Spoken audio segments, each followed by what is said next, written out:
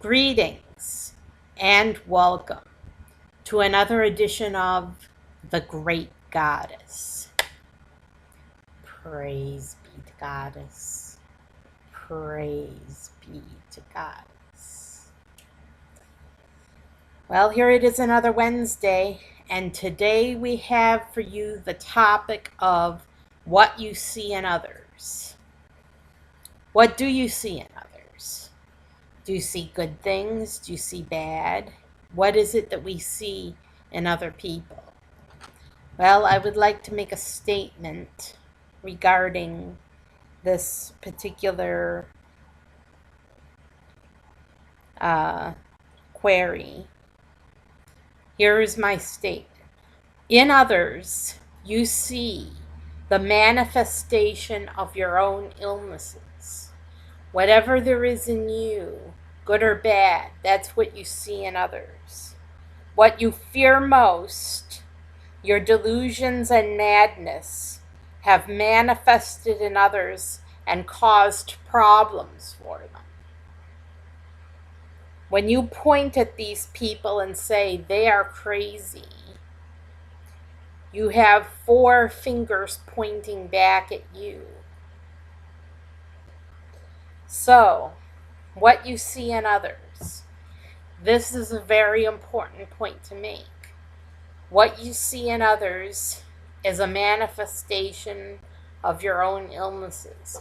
Whatever's good in you, whatever's bad in you, that's what you see in other people. If you think other people are awful and you just can't stand them, it might have something to do with yourself.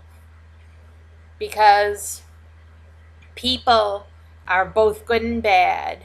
You can see the good in everyone, or you can see the bad in everyone. And you have a choice. You can choose whether to see the good or the bad in other people.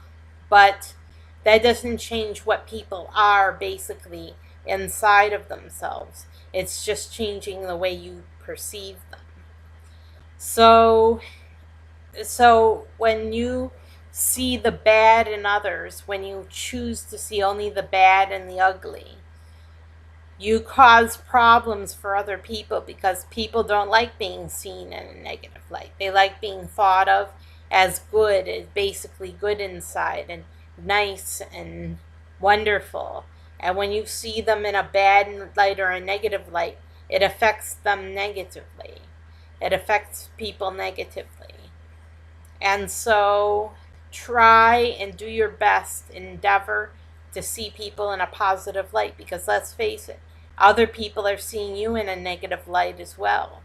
So if you see them in a positive light, maybe their perspective toward you would change. Maybe. Not saying it definitely would. There's some people who are just totally stubborn. But maybe their perspective on you will change if you see them differently. If you see them in a positive light, maybe they'll see you in a positive light. If you see them in a negative light, they're likely, more than likely, to see you in a negative light as well. So the way you see others causes problems for them. Well, how can this be? How can the way you perceive other people cause problems for them? Well, some people are very sensitive and they pick up on body language and signals from other people, the tone of voice, and also the content of what you're saying. They can tell you don't like them. And then they act out because they're hypersensitive, and they act out whatever it is you're thinking about them. And it's just because they're too hypersensitive to what other people are saying or thinking about them. And it causes problems for them because when they act out, there's consequences. There's consequences from both you and from other people. So you do cause problems for other people by viewing them in a negative light. So how can we combat this? How can we counteract the effects of seeing others in a negative light? And how can we see others in a more positive light? Well, we can start by trying to see the good in other people, or trying to um, think of the positive aspects of that person rather than the negative. And the more we dwell on it, the more good things we can find about them. Um, Not necessarily meaning they're all good, because people are not all good. People are a mixture of good and evil. But if you try to see the good in others, then and try to focus on the positive aspects of their personality, then those will shine, those will come out, and you'll see the person in a whole different light.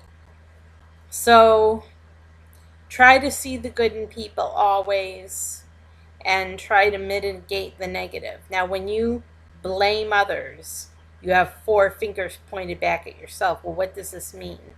Actually, it's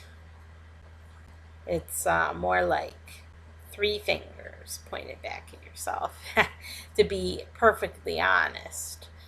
But it's because you are not perfect either. You are a human being with faults and limitations. You have evil inside of you as well. You don't like to admit it. You like to say love and light all the time. But you do have a dark side. You do have a negative side. So by acknowledging this, by acknowledging your own dark side or your own negativity, you can see the world more clearly and see that there's good and bad in everyone, and see people in a different light. Because you see yourself, and you see what's negative in yourself and what's positive in yourself, you can understand other people having both positive and negative in themselves.